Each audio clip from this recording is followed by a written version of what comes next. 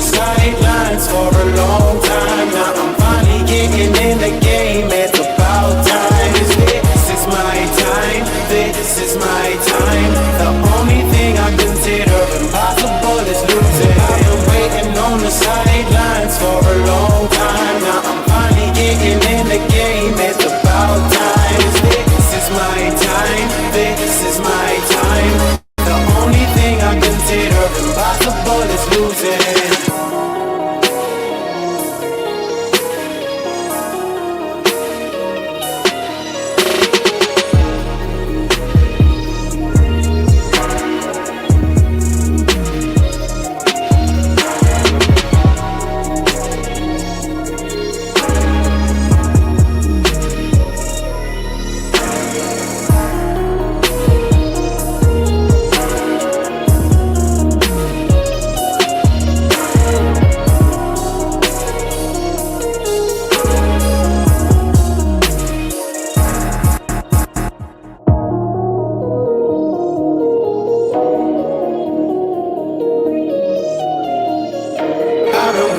On the sidelines for a long time. Now I'm finally getting in the game. It's about time. This is my time. This is my time. The only thing I consider impossible is losing. I am waiting on the sidelines for a long time. Now I'm finally getting in the game. It's about time. This is my time. This is my time. The only thing I consider impossible is losing.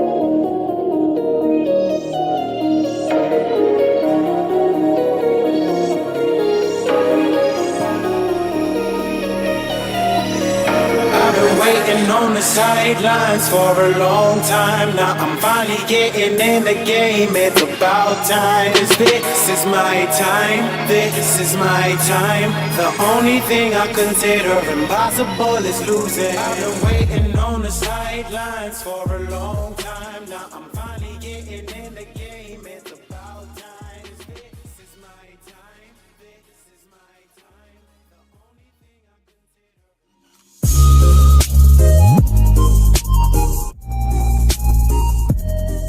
What's up, ladies and gentlemen? Thank you so much for always supporting TD Fins Talk, home of the real Miami Dolphin fans. Right now, I want to give you all the opportunity to join the TD Fins Talk Discord server. Yes, we have our own Discord server now. That way, you'll always have access to our Miami Dolphins community.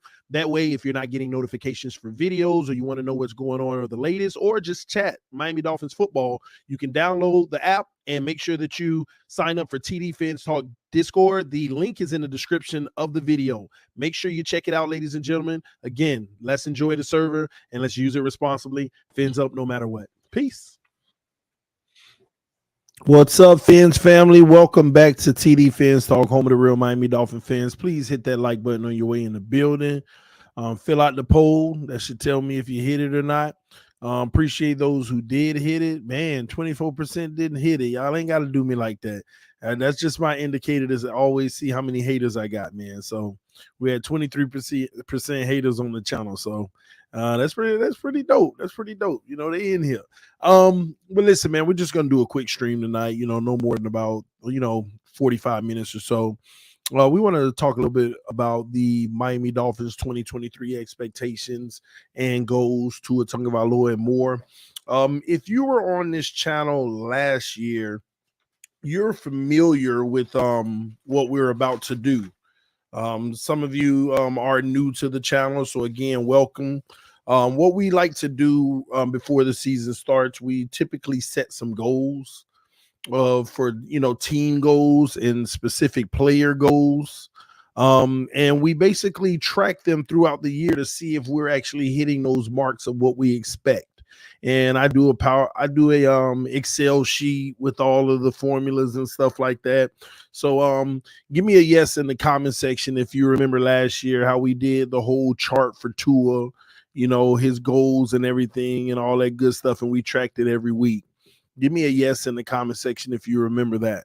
So this is kind of like a little bit of goal setting, what is fair, for us to evaluate certain players. So we're going to do more than two of this year. We're going to do maybe about 5 players. I think that's very important because we got some players that's in the middle of contractual situations.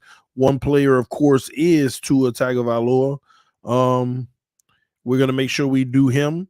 We also have, I want to do this year, I want to do Christian Wilkins because it looks like we're not going to be giving him his contract right now.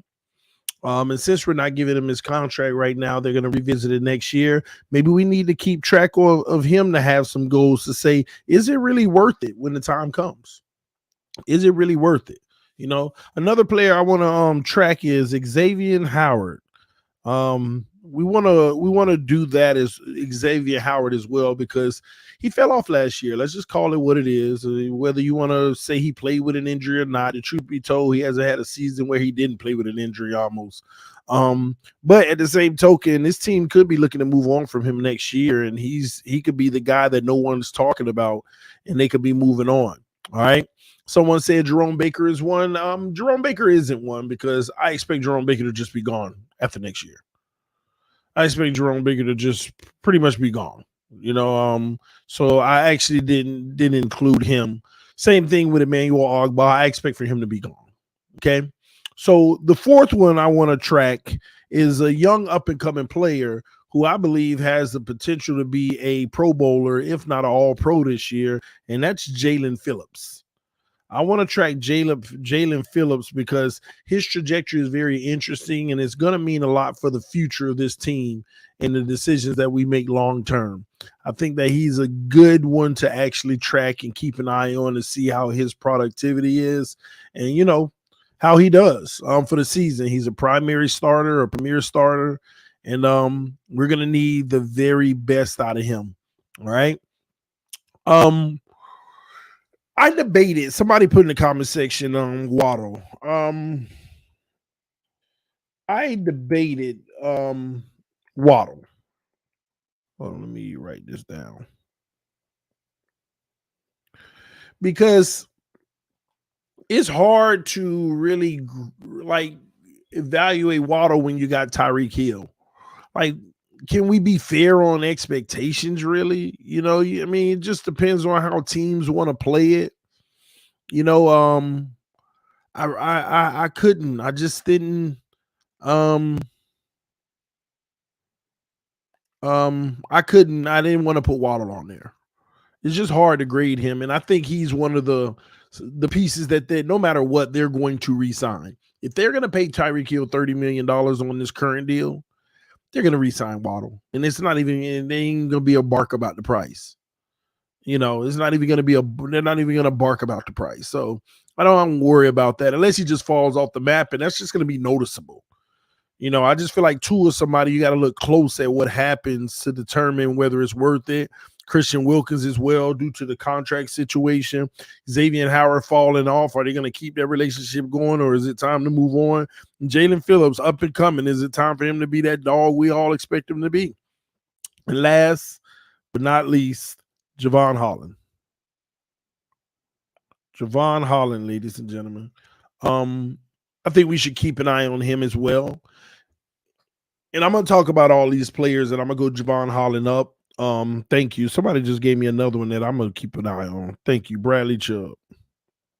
He did just get a fresh new deal. And he's a Dolphin for a while now. So definitely want to keep an eye on how that goes. No, Robert Hunt, been solid since day one. He just deserves his money. Give it to him when it's time. Nothing to really talk about. Is there any questions about Robert Hunt? Yes or no in the comment section. Do we have any concerns or questions or any debate about Robert Hunt? Is there? Yes or no in the comment section. Robert Hunt is the one person who is not spoken of because we don't care because he's good. He takes care of business. He's not a problem. He's not a superstar, but you know what? Leave him over there in his corner and let him be a right guard for 15 years and thank you and put him in the ring of honor. That's how I feel, right? You know what I'm saying? So I love me. I ain't gonna lie, I love me some Robert Hunt. Now, unless Robert Hunt start coming out and talk about this is what I want, write my check, and it's ridiculous. That's a different story. But do you see where I'm going with this?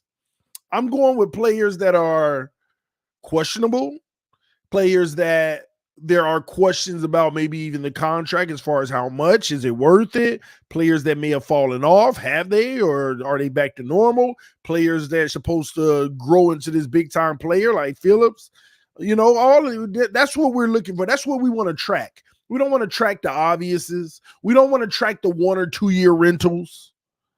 That's not what we're tracking. We're not tracking Elliott. We're not tracking Ingold with the little 3-year deal. And for a fullback to be paying what we're paying, I'm a little like, that's Miami for you. That's what we're tracking. Okay. So we'll do those 6. Okay. Give me 1 second.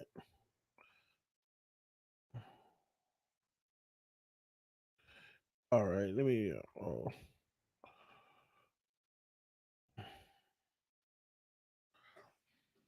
All right, here we go.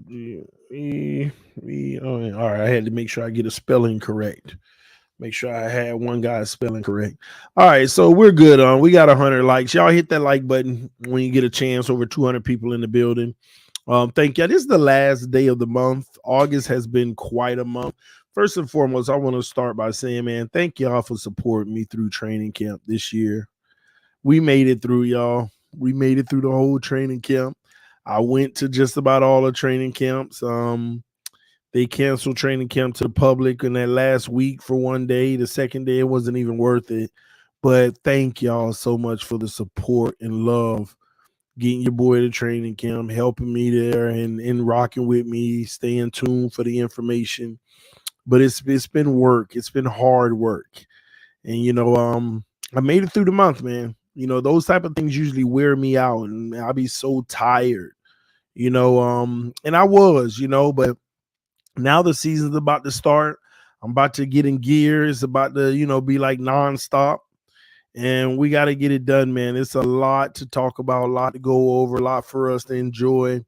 I'm just excited about this season and what it's going to bring us. And we're all hopeful that it's going to bring us the ability to talk our stuff, talk our trash to everybody. And we're going to be here for the ups, the downs, the all arounds, all that good stuff. So stay tuned to TD Fans Talk, home of the real Miami Dolphin fans. We're going to give it to you here, guys, in the raw, honest truth. We ain't trying to sell you wolf tickets. We ain't trying to make everything sound all roses when it's not. And if it is roses, we're going to give them to you, all right? TD, do you think Tua will have another Ravens type game this year? Not likely. Not likely. We may talk a little bit about that.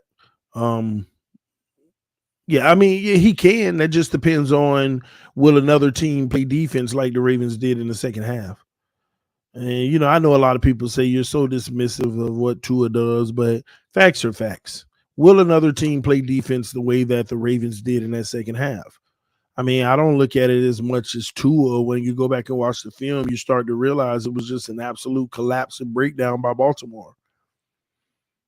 Absolute collapse. Now, the weird thing is, it wasn't just the Dolphins. They did that for like the next 4 weeks to several teams. They literally had like these big leads by 3 scores and gave them up and lost games.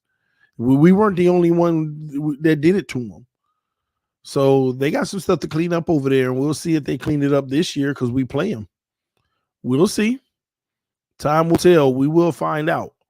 But yeah, let's get into it. Shout out to the homie Scandala with the first donation of the night. He said, Chubb, not even the best pass rusher on the team, but the highest paid.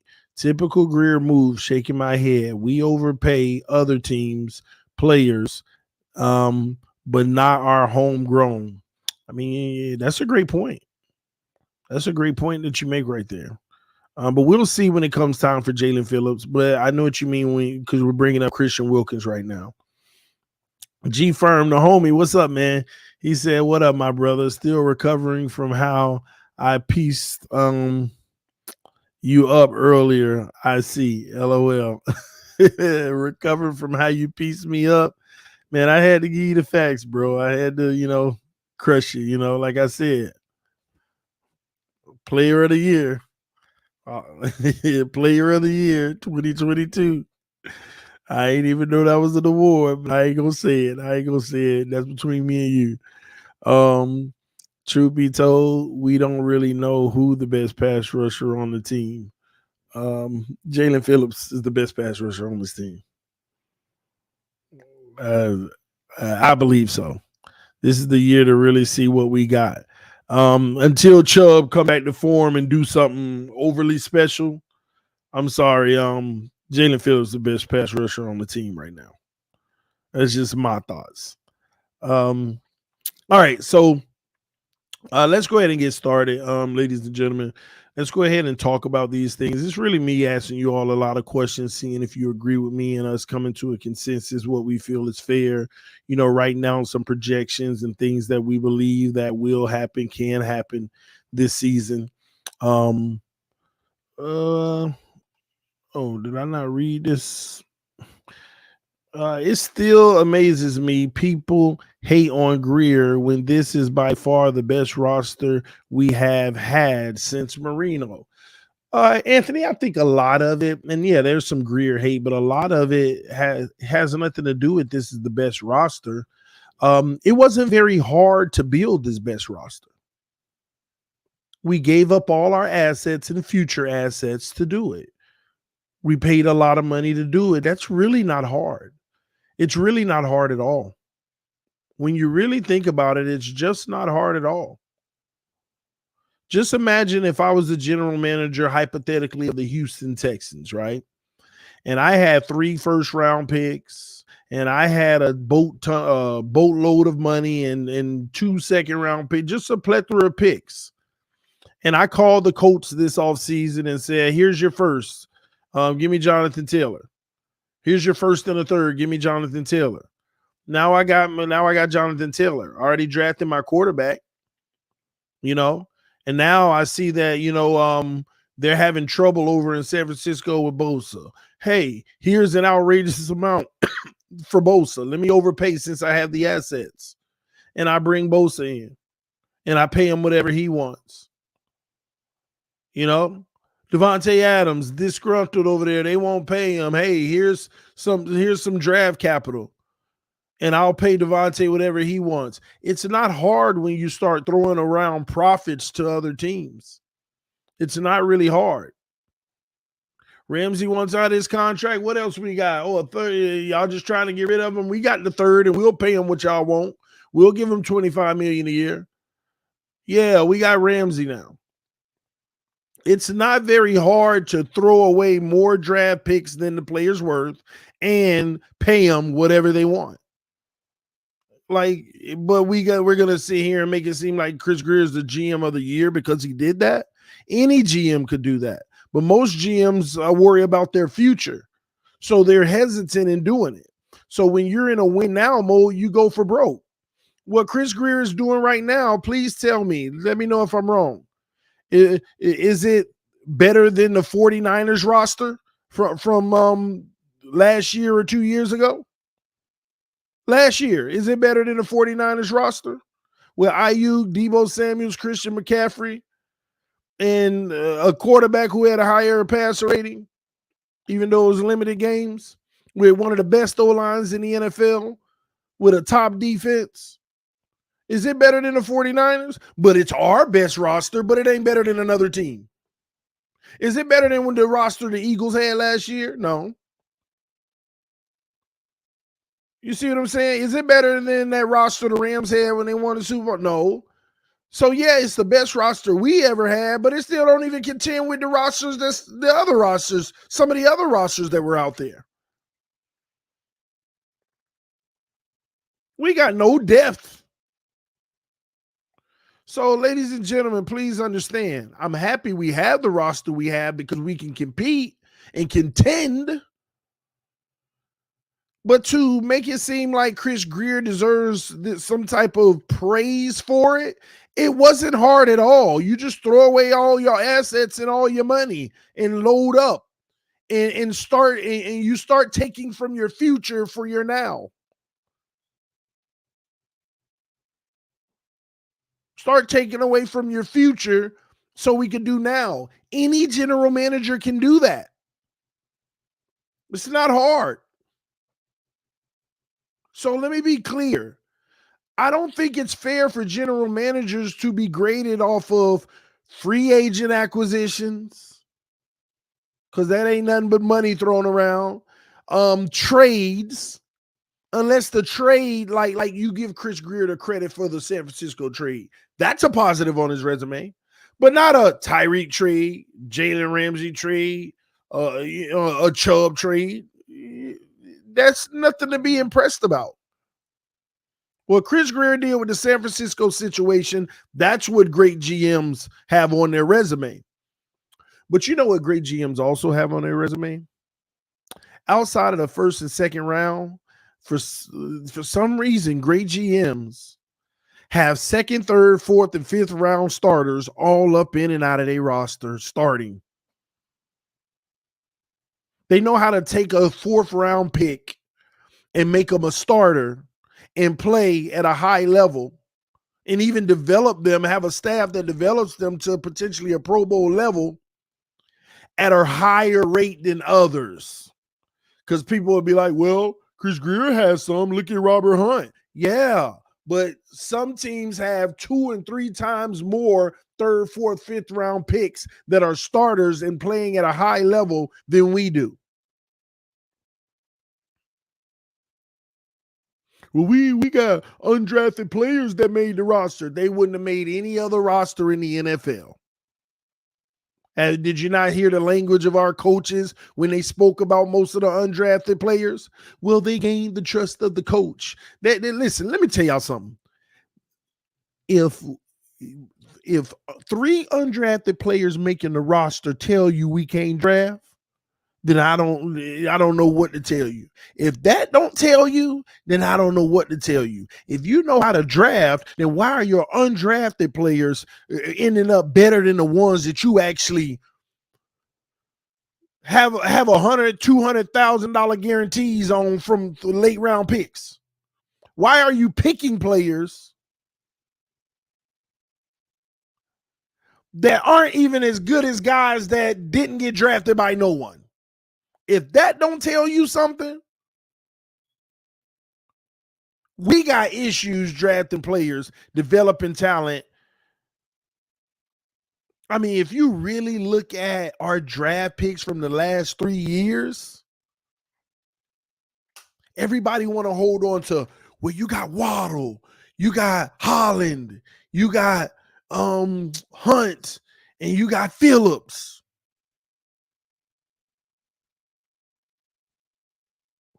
I heard 2 first round picks, a second and a third out of 20 picks. I heard 4 players out of 20 picks that you feel great about. Great, I say.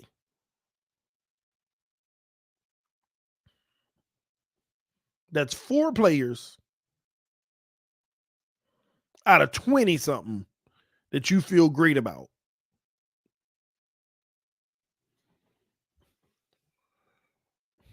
If Chris Greer was that great of a GM, we wouldn't be in trouble on this O-line the way that we constantly are. At some point, a general manager has to say, you know what? It's been a million years since we got this O-line right. I'm going to make sure that I invest in that. Let me tell you something. I said this when it happened. I ain't going to ever turn down a Tyreek Hill. But that $30 million could have got us the best O-line the NFL has to buy. You already got Connor. You already got Hunt. You already got Armstead. And you didn't even need the whole 30 to get a starting left guard and a starting right tackle. You could have put $20 million on a starting left guard and a starting right tackle and had the best O-line in the NFL, at least top 5, and still had 10 to 15 million left over. You know what? Screw what I'm talking about. You can still have Tyreek Hill and go get the best O-line in the NFL. You got $12 million right now. Chris Greer out here. let me keep it moving. See, Chris Greer ain't stupid though. I will say this. He only focused on weapons. And once again, here's that conversation about Tua. He knows he is tied to Tua. He is tied to Tua. He'd rather Tua have more weapons than protection, because what Greer is looking at, when you look at the last 3 years, even though the protection has been trash, we can still survive with it. Let's just get more playmakers, though. We don't need him to have longer to throw the ball. It ain't going no further down the field than it is now. Let's just get him more playmakers and weapons.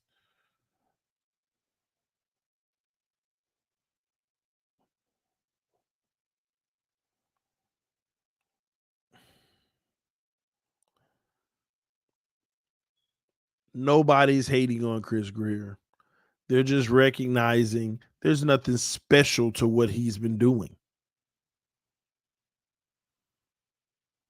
It's just money and draft capital spending it.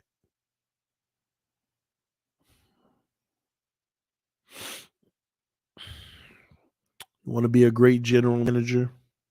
Draft better and get a staff that can develop better. A staff that can develop players better. Can't count on more than one hand what players we done developed. Probably not more than 2 fingers. And that's an issue.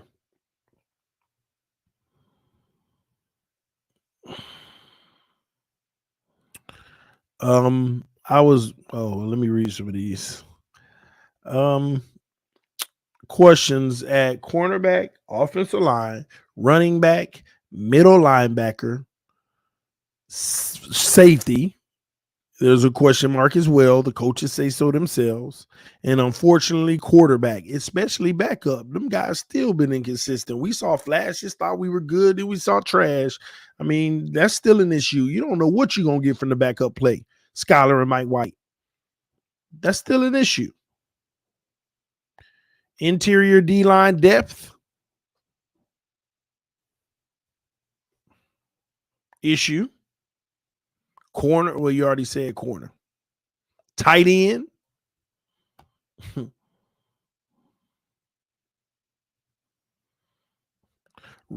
already said that. All right.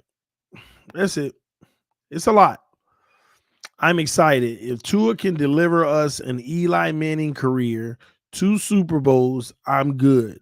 Hopefully starting this year. Love the show. You know, Kyle, I would love for Tua to deliver us 2 Eli Manning Super Bowls, but the reality is, did Eli Manning have this many teams in the NFL that's worthy when he did it?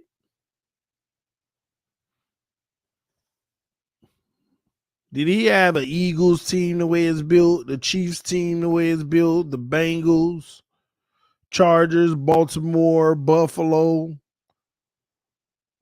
Denver, Browns, Dolphins? You know, I mean, the league. Was it like this?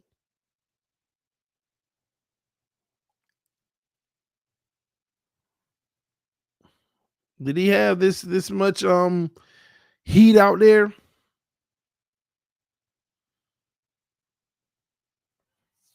And he had a bad defense too. But hey.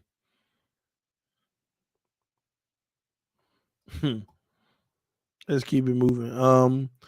FYI, there was only one blown coverage in the Ravens game, with Ravens coming back in tired of hearing you say it was multiple multiple blown coverages, G Firm.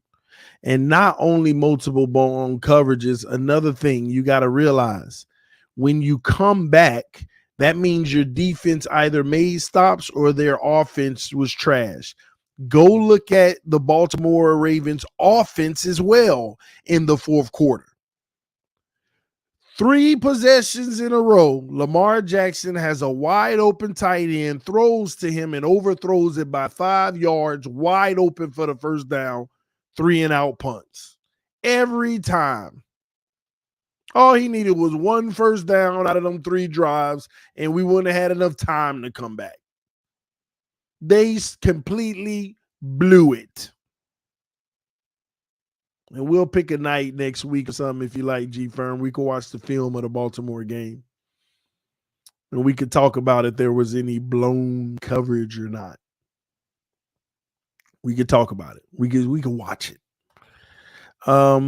Excuse me, TD. Greer fleeced Houston and San Fran to get all those picks. Put some respect on my GM's name. I told you, San Francisco, you give Greer credit for that. Houston, you give Greer credit for that, but the Houston situation, that was easy. You had a quarterback who needed the protection. You, the general manager and the coach, about to get fired. They're like, if we don't do nothing special this year, we're screwed. We need to get this man protection. Laramie Tunsil ain't available, but if we offer the house, well, we need to save picks for the future. We ain't gonna have no future. Who cares? Let's take it a day at a time and survive. What you want, Miami? Yeah, you can have it all. Here, thank you. Give me Tunsil. That was one of the worst trades ever because they knew they were getting fired anyway unless they did something drastic. And it still ain't work, and they both got fired. Still didn't matter. And if we're going to sit here and talk about what he did to Houston, you got to talk about what he did with the Houston picks.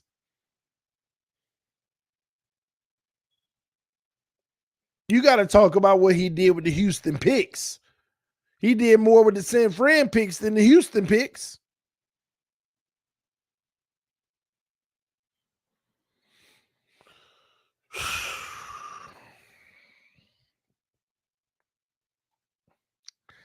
Skyler Hunt Gaskin. I don't know what that means, G Firm. Skyler Hunt Gaskin. You have to fill me in. Elaborate. Chris Brooks, 10 touchdowns this season. Goal line stud. Let's move on. TD, are you a Gemini? Because the TD from the round table is the different one on the stream. You are starting to sound like master at work on here. I'm a Capricorn. And I'm starting to sound like master at work on here. Are you new to this channel? I'm raw and honest on here.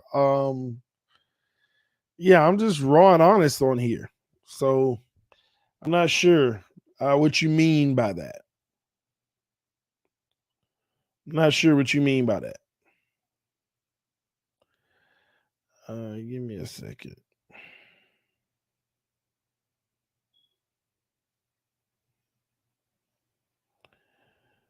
Okay, my bad, y'all.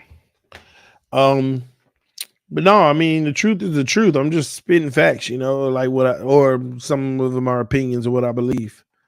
TD, if we didn't have any injuries right now, would we still be having this conversation? Before the injuries, most analytics were saying we contenders. I'm glad you asked that. So let me school y'all on something what's been happening out here in our community, right? It ain't got nothing to do with the injuries. Let me tell you something. It's a mask. It's a mask. Truth be told, outside of Jalen Ramsey, what major injury do we have? outside of Jalen Ramsey, what major person ain't going to be available week 1? Anybody?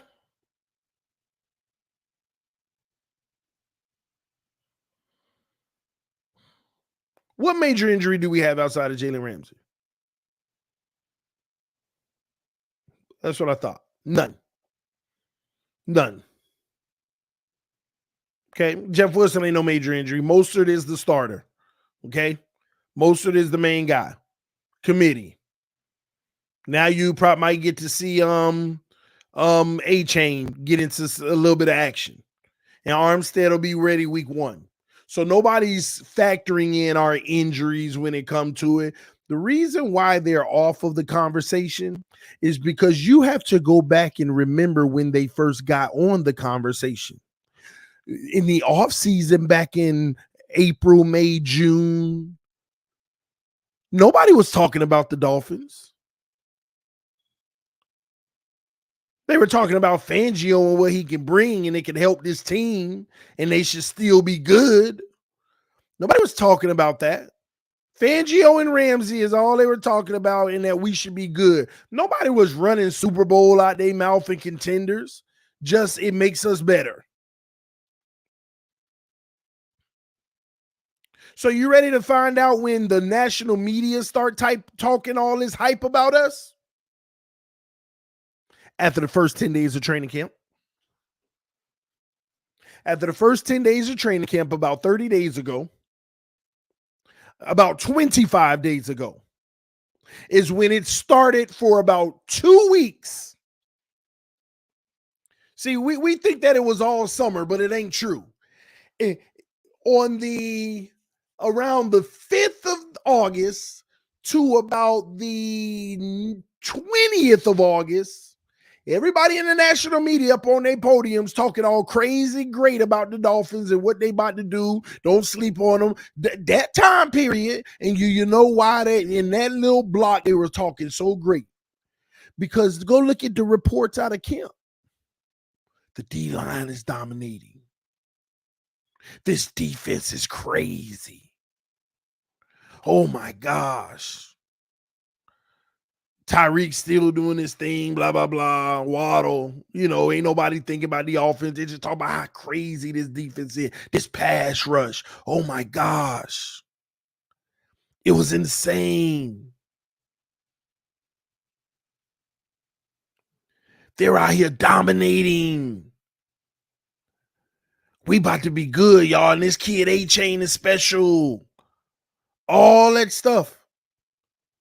And as soon as we started joint practices, day by day, people start talking less and less and less because everything we learned in the beginning of training camp, going to watch this team play against itself, was a fluke.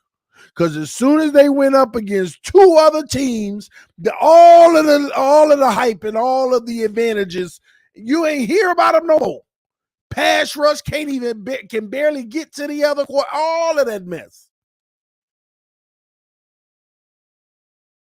There was there was a crazy hype in them first 10 days because what they were seeing in practice. Man, this O-line can't even contend. It's great. Now, mind you, the O-line ain't great, but still, these guys are about to be this and that.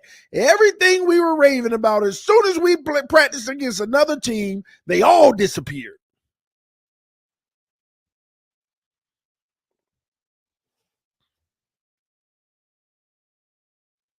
They all disappeared.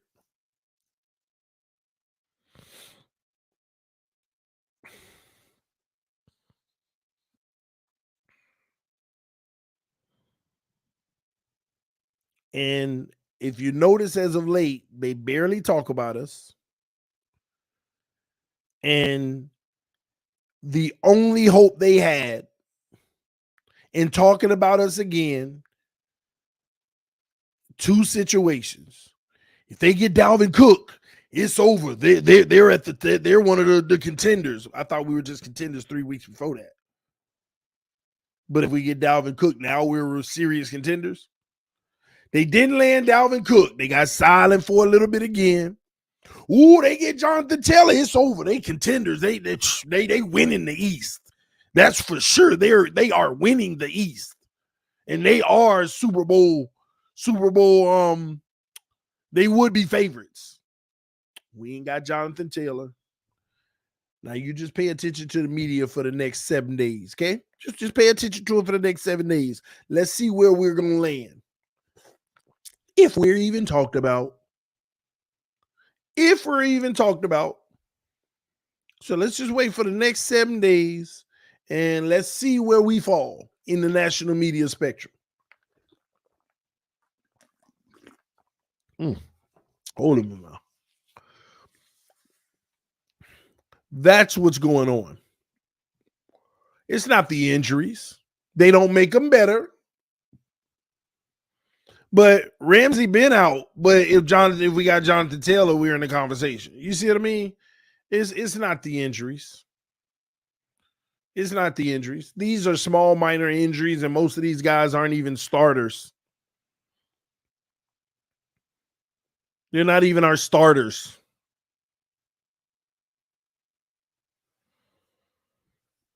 Now they're getting right back on the Jets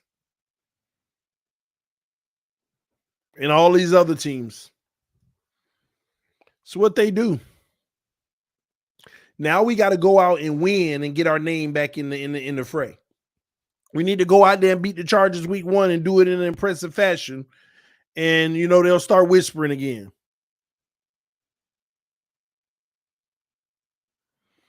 Jalen Ramsey is minor? Oh, not at all. I'm just talking about the pattern of the media. What they've been doing. Jalen Ramsey is major. But the pattern of the media, how they've been acting with us, even without Ramsey, they were around here talking about what we could still be if we got the running back and stuff like that. Now it's all dried up. Ladies and gentlemen, understand we're the same team as last year until Ramsey gets back. We are the same team as last year with maybe a small percentage of better run defense.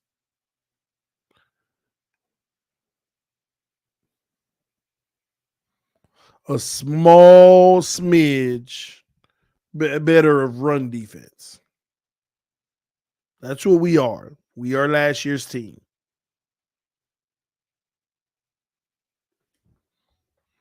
Minus Gesicki. But I don't really take him as a huge loss because we didn't know how to use him anyway.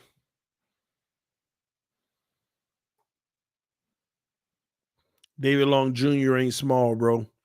The impact, because you got to understand, that was Christian Wilkins and Zyler's strong point in the middle, stopping the run. Believe it or not, we didn't have as many issues stopping the run up the middle as y'all think. The problem with our middle linebacker most of the time is whenever you need that help side getting to the edge.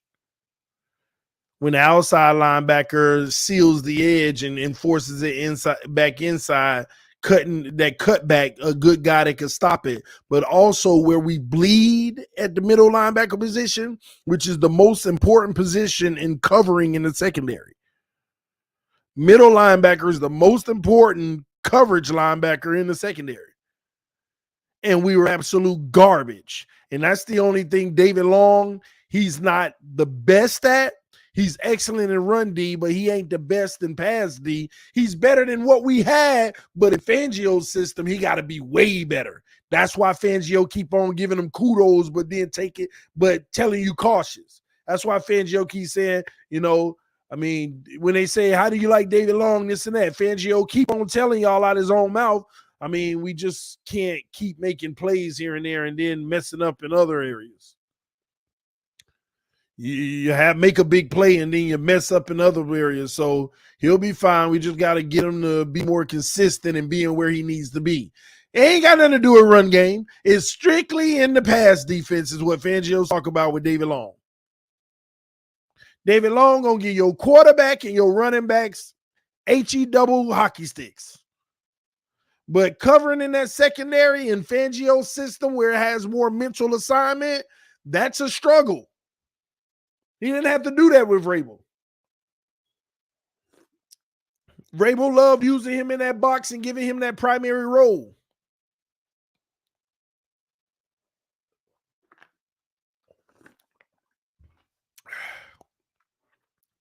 So, yeah, it's the same team as last year with a little bit better run D. Little better run D.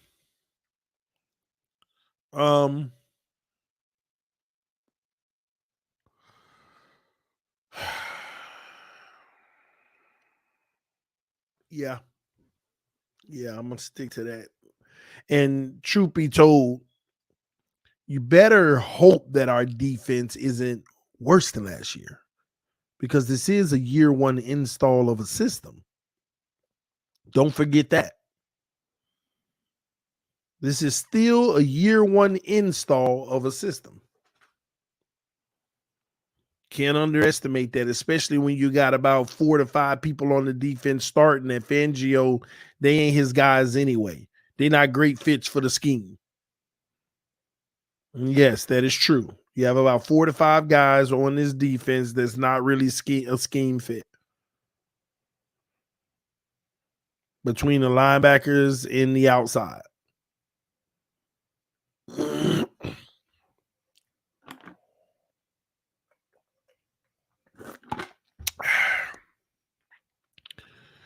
And truth be told,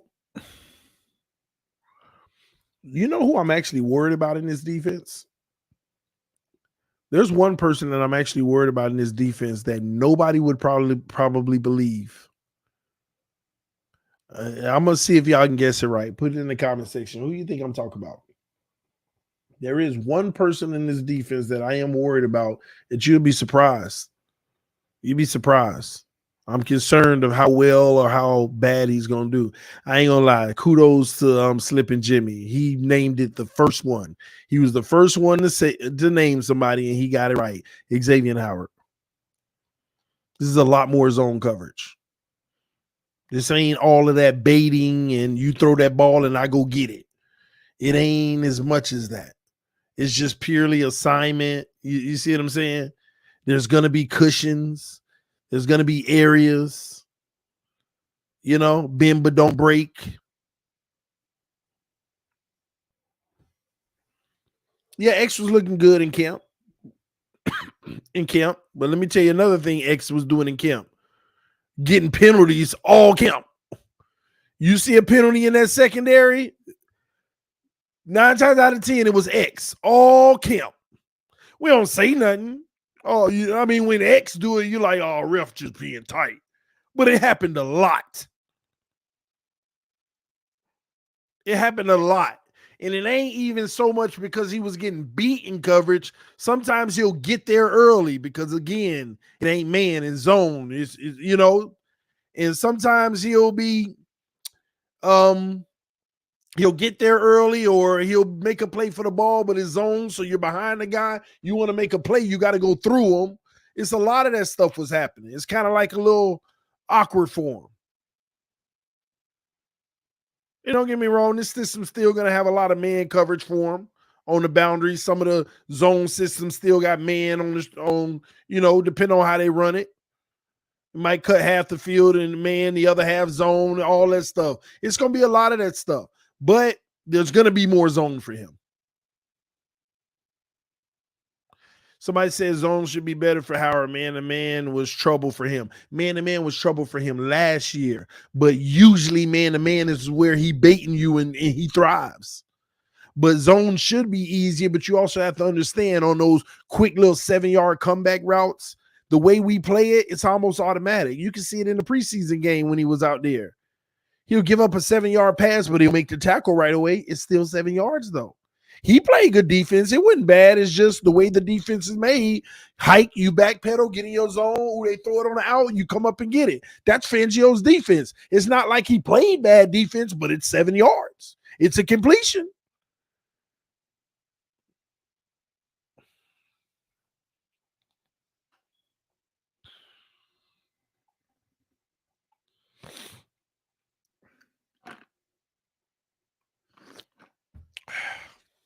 But I just get a little concerned about him. So this year's going to be interesting. I hope he does come back to form because he gonna need to.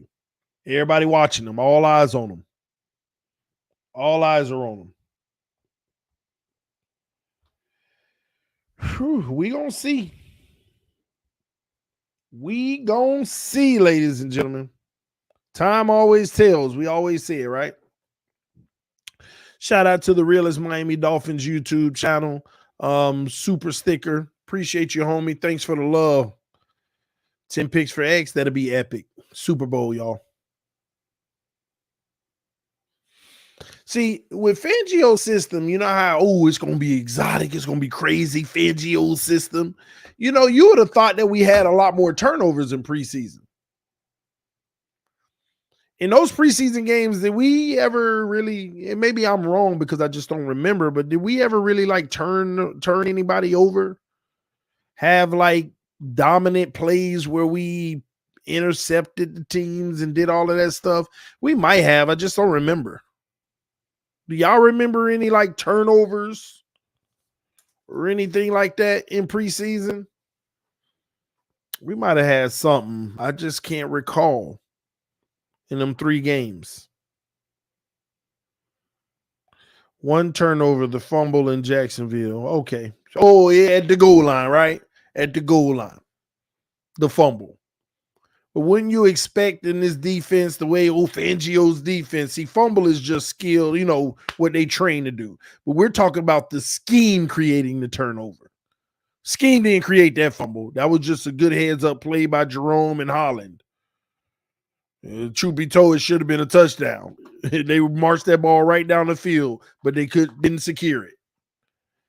But don't you would think this defense would be creating interceptions and all that. And let me tell y'all something. When it comes to defense, it ain't no, well, they don't want to show everything. Stop it. It's defense. They don't know what you're calling, period. The way our defense is played, you can't show anybody nothing because pre-snap, you're in the same look almost every play. They don't know what you're doing. And you heard several players say it. What I like about this defense, 80% of the plays start in the same formation. And when we snap the ball, we go into what we really call. We go into what cover, you know? That's the disguise. This defense is built to tell the young quarterbacks or the trash quarterbacks, this is what we're giving you. And the trash quarterbacks and the young quarterbacks believe it. And they be like, ooh, I got cover 2. Okay. Yay. Now I know what windows I could throw in. And I know the route to this play. And I know that this should be my first read. And I'm going to go there. Hike.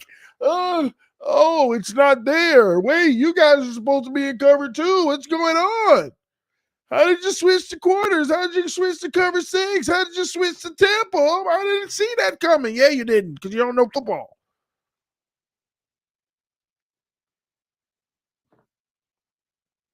What we don't realize is that half of the quarterbacks in the NFL are masters at pre-snap read, but they always run into trouble when those teams scheme you and give you one look to start out with and then another later and when the play starts. A lot of these quarterbacks are simply going off of their pre-snap read, which you're supposed to read at pre-snap. And when you but your advanced quarterbacks, they're saying, here's my pre-snap read, but just in case they're disguising it, let me survey the defense and see if I see any indicators. Right before I snap the ball, is the safety, any of them easing up? No. Right before I snap the ball, any of these nickels veering off, coming inside? Right before I snap the ball, are any of these, is the middle linebacker looking like he about to drift back? Right before I snap the ball, are those corners bailing? So instead of cover 2, they might be in cover 4. Right before I snap the ball. See, all of these things are in their head, but they don't have to run it like I just said it. They at the line and they calling. And they may identify Mike, but while they identifying for the line to Mike, they looking around, they surveying this type of stuff. And they're doing it that fast. So they're like, okay, I'm going to play this for cover 2. Yeah, he ain't coming. I see him coming, so they ain't in cover 2. They actually in this. So now I need to go there. In pre-snap, they can determine this is where I should go based off where they're giving me. But since that corner's playing inside leverage, he could be going on the blitz, and I see him veering. That means they might actually be in cover 3, cover 4, or cover whatever. And if that's the case, I need to go there. Hike the ball, go where they want. Yep, just like I thought. Let me get off of that real fast. Let me get off of that right away. Just as I suspected that they were disguising it, and I'm supposed to go there, I ain't even finna wait it out. Let me get off of it and go where I figured. That's the quarterbacks that know what they're doing. Not a guy who hike.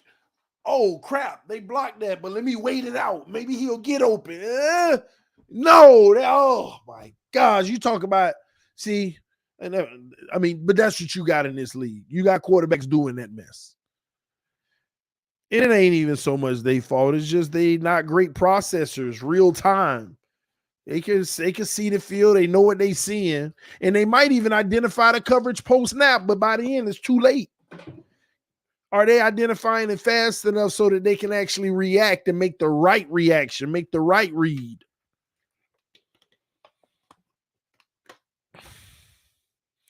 But lucky them, you still always got about 15 defenses in the NFL that do play you straight up, and what they give you pre-snap is what they giving you post-snap, and it's just easy peasy. You know, like the Lions, Bears, and Browns. I'm just saying.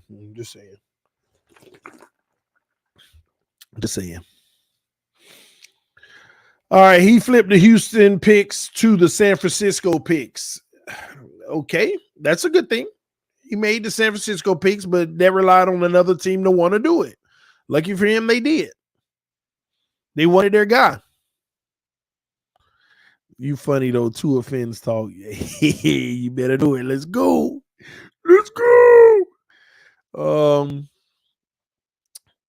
We ain't the same as last year. We a year older with more wear and tear on Armstead. That's a fair argument too, but I'm just staying away from that because you know, we had a lot of injuries last year, so at least healthy, we're the same team, you know?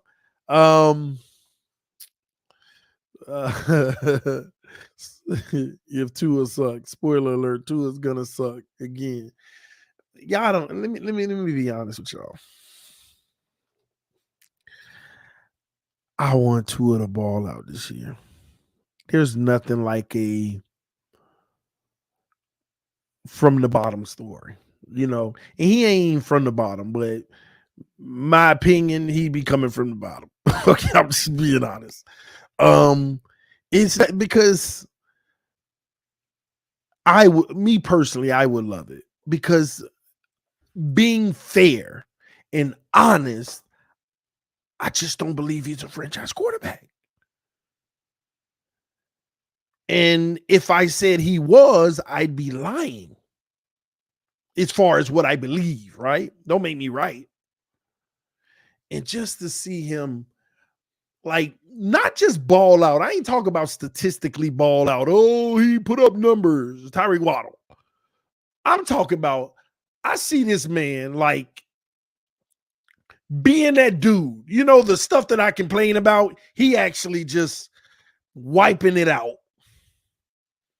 I mean, the kid is just pre-snap, post-snap, identification, carving them up, and like all the things that I got an issue with, he's like that dude. Man, you know how beautiful that would be? You know how beautiful that would be? You know, you don't have a Tennessee game. You don't have a Broncos game. You don't have a Raiders game. You don't have a Chargers game. You don't have a San Francisco game. You sure don't have a Green Bay game. You don't have a Pittsburgh game, 4 picks dropped. And you literally have a season where, and some games ain't got to be great. You can have a week 1 Patriots game, you know, that kind of game. You could have those type of games where they ain't great, but you weren't bad. That's all good. But you don't have none of them trash games. But you still have some of them baller games. Like a lot of those, like 8 of them. 8 to 10 of those. It would be a beautiful thing. It would be a beautiful thing. And we'd pay the man, rightfully so, 50, 60 million, whatever. If he could be that dude, I'm all for it. And we still got to figure out how we can maintain a roster around him, because that's going to get almost impossible. But that's neither here nor there right now. But if we could just get that, it would be beautiful. But until we do, it is what it is. It is what it is. I'll continue to be the worst Dolphin fan they say that's out there, and a hater and all that good stuff, whatever they want to call me. I'll continue to be. But I truly do hope that this kid, something sparks and he just take off into greatness. I really do. And do it in the big moments in December against the great competition. And the crazy thing is, this year, your entire December and January and almost all of November, the whole thing is going to test to see who you are. The whole, I'm telling y'all look at that schedule. The whole month is going to test you. The whole 2 months, man. And let me tell y'all something. Ain't no home field advantage in December. It ain't the 100-degree Miami. It ain't the 90. It's that beautiful 80. It ain't September and October Miami. It's that beautiful, the best time of year, in my opinion, down south. Better hope it ain't raining. But it ain't no advantage. When the Bills come to Miami for the last game, they going to be so happy they out of their own cold tundra, and they ain't going to be on the sideline breathing hard on January 7th. They going to feel like, oh, this is the that's when it's in the high 70s in Miami. 78. Oh, it ain't no better weather in the world. Ain't going to be no advantage. But guess what? We got to go on the road December 31st to Baltimore. The second before the last game. December 31st, we got to go into Baltimore, freezing cold Baltimore on December 31st. Freezing cold. And then on Christmas Eve or Christmas Day, I don't know, one of them, Cowboys going to come to this beautiful Christmas weather. It might even be cool. Ain't no advantage other than the crowd. But weather ain't going to be beaming on these teams. The Jets on December 17th come to Miami. Ain't going to be no bad weather. Ain't going to be no burning hot where they having a hard time breathing. It ain't the September, October weather. It's not. The Titans come December 11th. Same thing. And they're used to a little heat in Tennessee, but same thing. Ain't no advantage in the roughest part. But then on December 3rd, we got to go to Washington. It ain't freezing. It can be freezing cold if there's a storm. But if it ain't freezing cold, Washington is about 48 in December, in the beginning of December every year. Because I was talking to somebody earlier about the weather. They brought it to my attention. It's about 48. We the ones going to feel a little bit out of place. And then again, November 24th, we go to the Jets, cold in November in New York. They took the sun away from everybody. They put a lot of our home games late in the season. They took a lot of the sun advantage away from some of our big games, but now we got to go up in the cold for most of the away games. November 19th, it ain't burning hot in Florida when the Raiders come. We got to go to Kansas City on November 5th. I don't think it's that cold November 5th. Is it usually cold in Halloween and into November 5th? I don't think it's going to be that cold in no Kansas City. That's just, wait, is that overseas? Never mind. It's overseas. I don't know what the weather going to be like over there then. So, excuse me, that's overseas in Germany. I don't know what the weather is in November in Germany. Well, let me just find out. Germany temp November. What day was that? November 5. Let me see. They'll tell you. Daily high temperatures decrease by 9 degrees Fahrenheit to 43 degrees, rarely falling below 33. So you're going to have pretty much 33 to 43 degrees in Germany. But it can get as high as 60 in some cases. And as low as 24. Those are rare situations, getting as high as 60 or as low as 24, but the normal is 33 to 43. We got to go over the pond in the cold weather. Home, October 29th versus the Patriots. A little sunny. You know, you still got some sun. That's a good one. But we on the road versus the Eagles, and it's a night game, so there ain't no advantage. On the road, I didn't know we had to go to Philly. That's even tougher in a night game. Home versus the Panthers, advantage, October 15th, it'll be hot. Home versus the Giants, October 8th, it'll be hot. On the road to the Bills, October 1st, no advantage. It's going to be a nice, beautiful day, October 1st in Buffalo. No advantage. No weather concerns unless it's raining. Home versus the Broncos, nice, on September 24th. That's good. Oh, you said dome? Who got the dome? Maybe I was wrong. Oh, Eagles. Oh, well, never mind. Excuse me, never mind. But it didn't matter. I said the Eagles, they ain't going to be no advantage. Do we play bad in domes or something? I don't know. I haven't kept track of that. On the road versus the Patriots early in the season, they ain't got to worry about the sun. And on the road to the Chargers, it's still hot. The Chargers game is still going to be hot down there, but they used to it. It ain't going to be as hot, though. Shout out to Mark. Member for 2 months. Salute to you, homie. Salute, brother. Kyle F. TD being honest, are Jets really that big of a challenge? I get their rivals, and they do have great defense, but we gonna have a good D and better offense. So yeah, they're a challenge. Kyle, of course they're a challenge, man. If we keeping it real. You said TD being honest. Okay, being honest. Yeah, they're a challenge, man.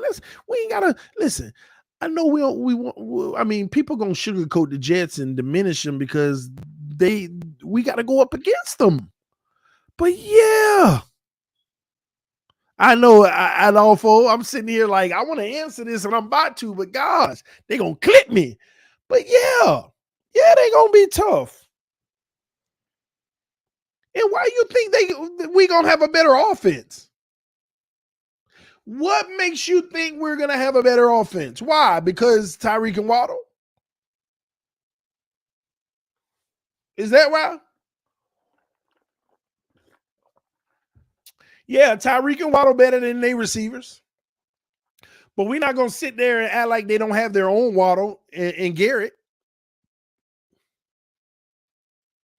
But we got a Tyreek. We got the advantage at the wide receiver point. But tell me where on offense we got another advantage. Tell me where on offense, Kyle, we got another advantage.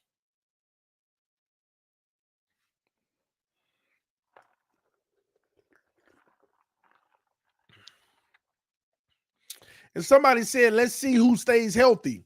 They got more depth than us if they didn't.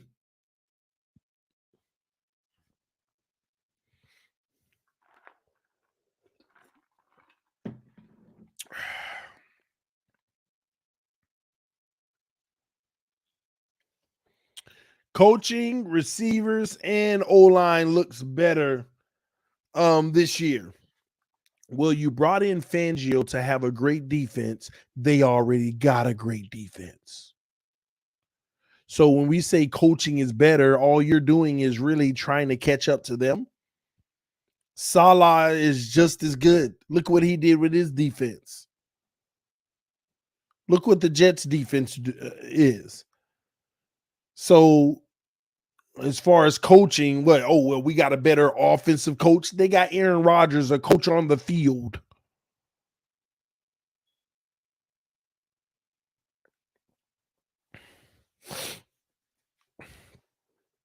Aaron Rodgers and Nathaniel Hackett equals MVPs for Aaron Rodgers.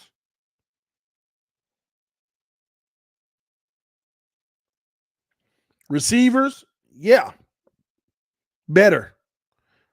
We got a better O-line. How was our O-line better than last year? How? How was our O-line better?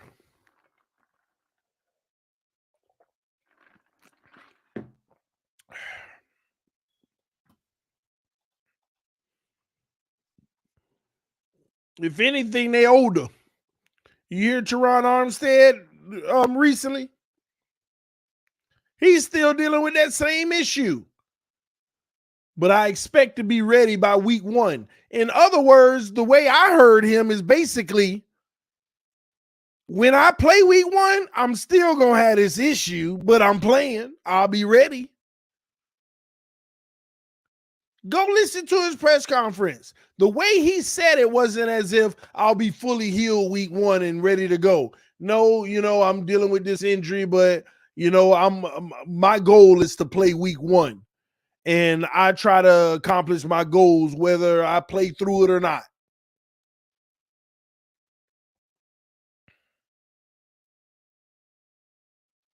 The man's still dealing with an injury that he's going to carry into the season.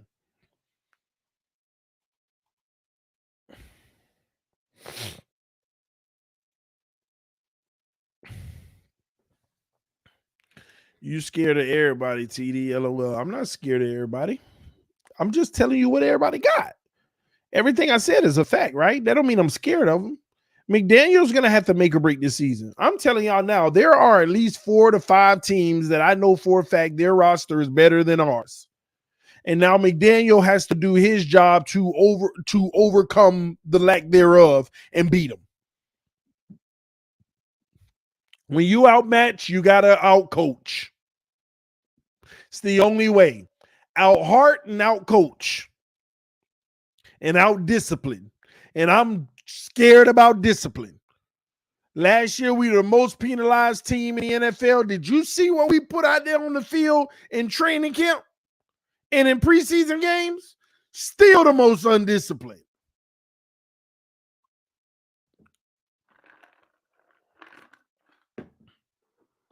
All kind of flags in laundry. So Mike McDaniel has to be the coach of the freaking year. And if we make it to that point, get that far, he better be the coach of the year. How can he not?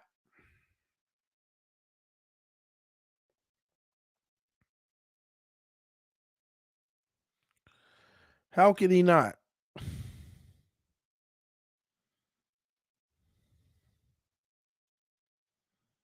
He got to be.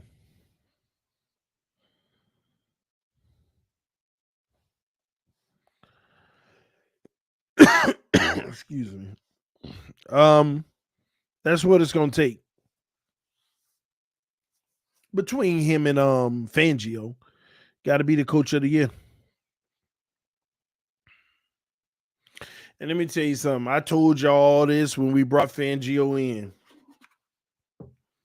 I ain't not to be controversial, but y'all pay attention to what's going on. We ain't got no head coach. We got our offensive coordinator and the defensive coordinator, ladies and gentlemen. And our offensive coordinator gets to answer all the questions as the head coach. Mike McDaniel do not tell Vic Fangio what to do with his defense.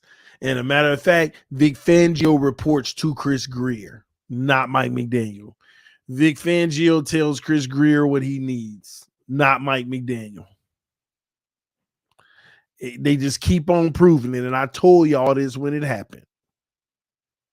It's the only way you were going to bring Fangio in anyway. He wasn't finna be no underling.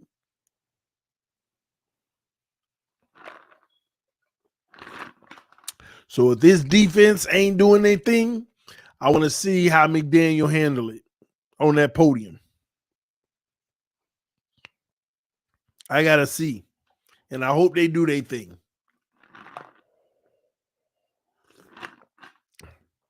But we'll see.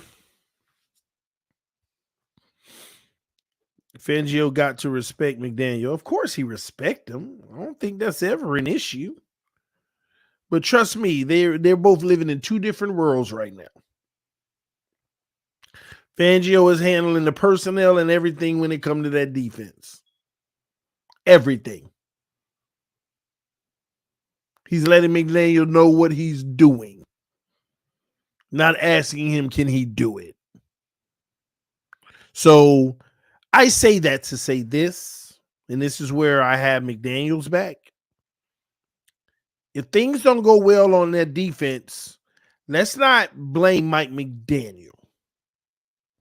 Let's not put it on the head coach not getting his defense together.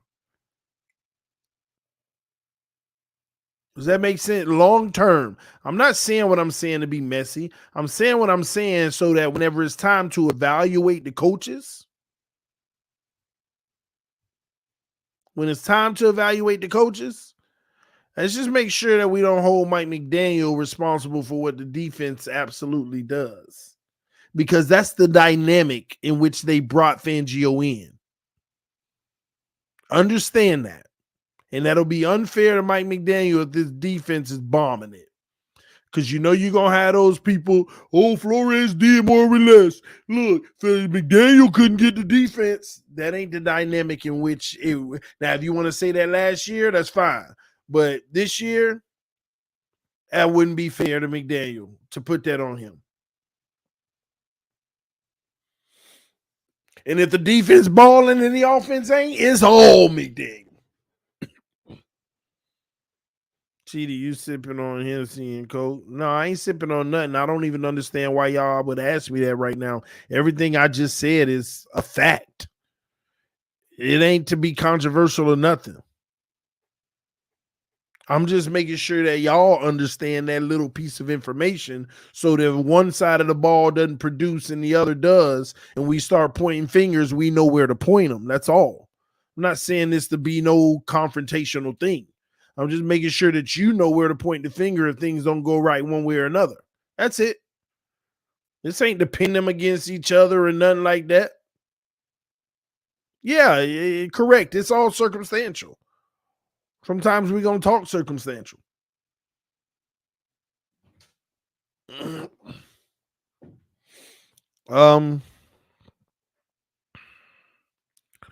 Who is traveling to Los Angeles? Not me. Not me. I'm straight. Do you think we're gonna see more runs and dink and dunks, or is it just gonna be last year all over again? It depends on the team.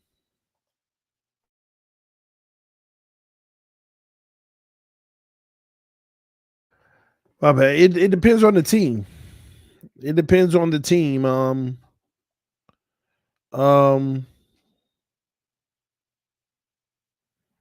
It depends on who we play. Some teams, they'll give you the underneath and they'll take away the deep. Some teams gonna take away the underneath and give you the deep, or vice versa, whatever. It depends on who we play. And we might go out there trying to do one thing and realize it ain't working and have to switch. This year is going to be on McDaniel to make the switch. Last year, he didn't make the switch every week, and that was part of the problem with his coaching. Like that Chargers game. Regardless of us looking bad in that Chargers game, we still should have won. But Mike McDaniel, he wouldn't stop throwing the freaking ball. He would not stop throwing the ball. He just believed he could break through. Yeah, we'll get through. We'll figure it out. You didn't, and we lost. You should have recognized that in the middle of the third quarter. Then, very late, he actually did recognize it in the middle of the fourth, and we actually kind of staged a little comeback almost. But it's too late. It's too late. Tua wasn't going to Baltimore Raven you in that one because they weren't blowing the coverage late in the game. That's what a lot of y'all don't realize. Go back and watch the first half of that Baltimore game. They were shutting us down. 2 picks on Tua. They were doing the same thing the Chargers were doing, but you forgot all about it because of what happened in the third and fourth quarter. You forgot all about what happened in the beginning of that Ravens game because of what happened at the end of the third and in the whole fourth. Same thing, shutting us down.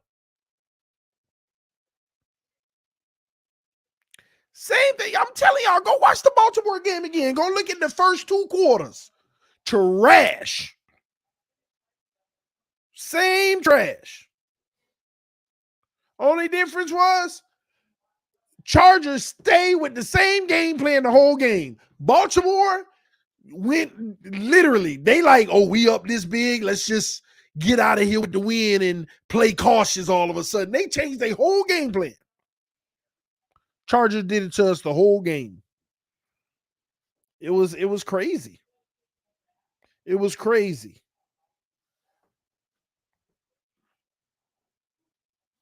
So we'll see. We'll see. Time will always tell, ladies and gentlemen. Anyway, welcome to September, ladies and gentlemen. We have reached over midnight. Welcome to September. This is a new month. Crypto, I'm going to start dropping the link. Not tonight. I'm about to actually go take a shower and go to bed soon.